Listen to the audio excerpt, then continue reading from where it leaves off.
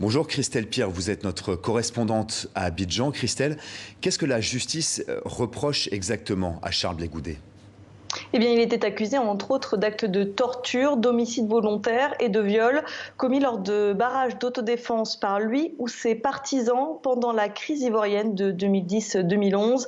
Charles Blé Goudet, à l'époque, était surnommé le général de la rue. Il était à la tête du mouvement des jeunes patriotes et il était capable de mobiliser de nombreux militants en faveur de l'ancien président Laurent Gbagbo. Vous l'avez dit, donc, il a été jugé hier lors d'un procès rapide d'une seule journée en l'absence de ses avocats et en l'absence de Charles Blé Goudet lui-même, qui est toujours en liberté conditionnelle à La Haye. Il attend l'examen de l'appel formulé par la procureure de la Cour pénale internationale. Hier, Charles Blé Goudet a donc été condamné à 20 ans de prison, 10 ans de privation des droits civiques, 200 millions de francs CFA d'amende et un mandat d'arrêt international a également été lancé contre lui. Christelle, cette condamnation intervient dans un contexte très particulier, une semaine après le mandat d'arrêt qui vise Guillaume Soro, une autre figure de l'opposition, et le tout à quelques mois de la présidentielle.